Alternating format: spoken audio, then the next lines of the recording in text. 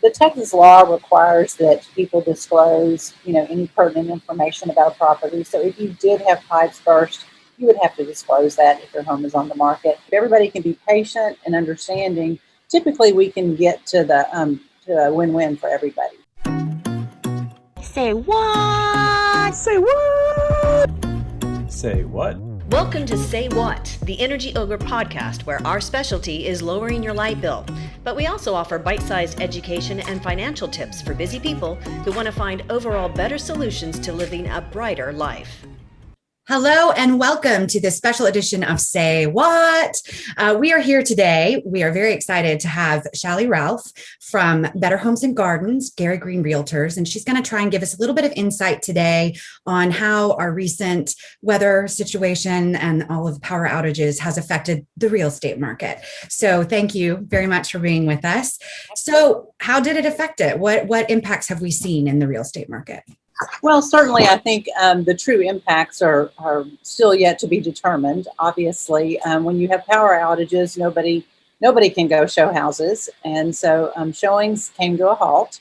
And that happens with any type of major experience. It's happened with hurricanes and floods and things like that. Once water and power was back on, could homes be shown? I mean, so that's obviously a concern as well, because you have to determine actually what the damage might have been. It's really important during things like this for everybody to just take a step back, breathe, try to relax, and just if everybody can be patient and understanding, typically we can get to a win-win for everybody. But sometimes it just pushes a kink in the system and pushes it back a bit. Things like having to have houses re-inspected again. So we're adding more inspections. So is there a delay?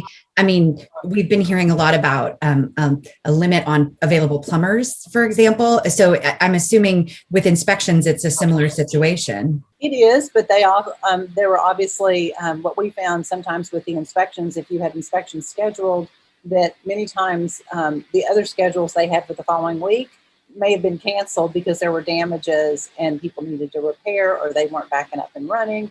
And so, we found that, the inspections weren't as hard unless it was a re-inspection and something that had to be done very timely for a closing.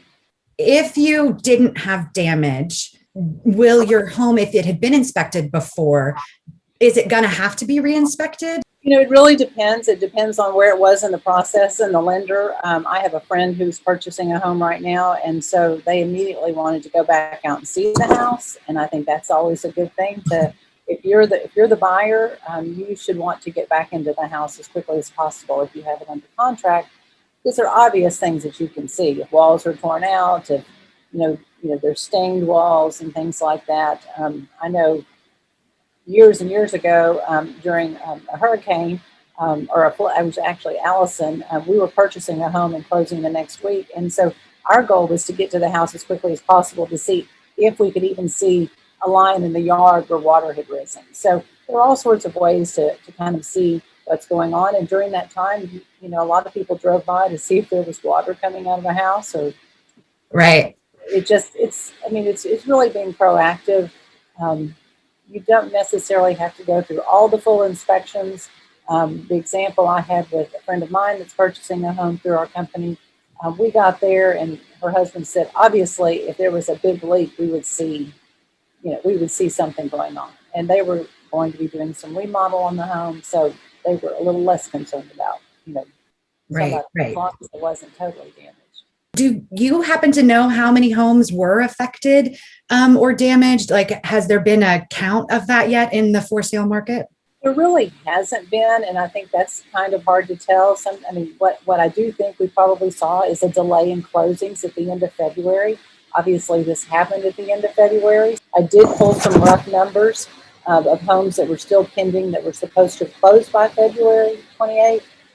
But you'll have things like, agents may not have changed the closing date for any number of reasons. Some of that delay may just be a delay and not truly an impact. Well, we talked about, you can kind of see a lot of stuff in a home, but is there something else that buyers should, or is there an opportunity here that buyers could take in kind of learning about the neighborhood they're looking into or the house, things that maybe this could tell them about the property, or is that not? And the Texas law requires that people disclose, any pertinent information about a property. So if you did have pipes burst, you would have to disclose that if your home is on the market.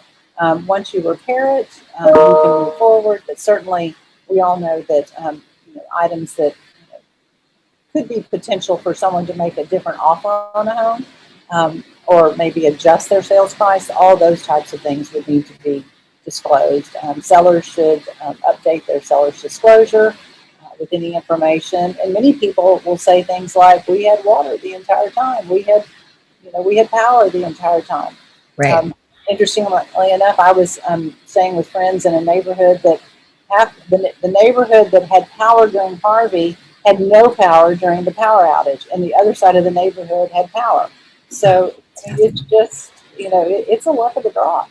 Yeah, you never know. I do know my home, it didn't flood through any of the major flooding events that we had in Houston, all three. So I'm like, that's a good sign. But I did lose power. So But we never know if they're going to flood again.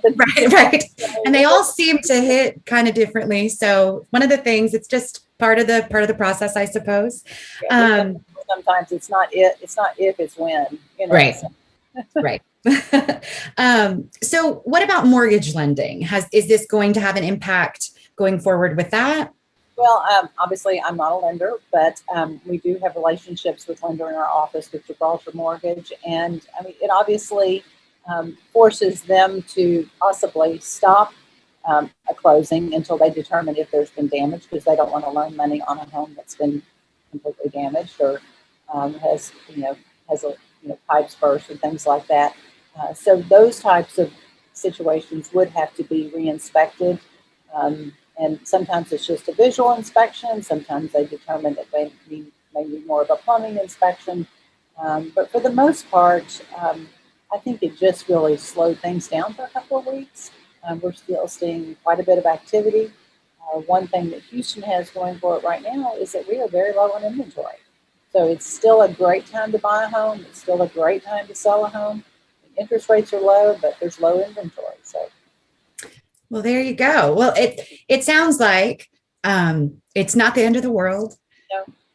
Repairs can be made. It may take some time, and you just have to be smart. You have to work with your realtor, work with your lender, and just make sure you're making wise choices. But there's hope.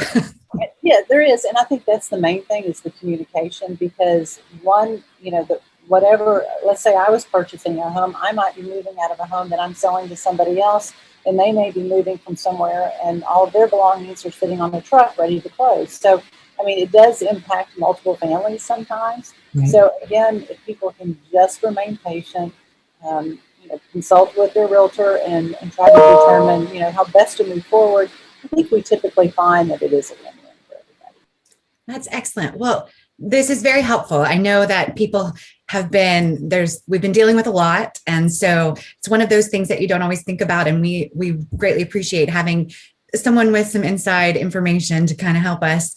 I know our listeners are always interested when we can help kind of give them a little bit of insight into something else. So thank you very much, Chaille Ralph. We greatly appreciate it. And as always, be cool, stay kind, and do great things. It's the Ogre way.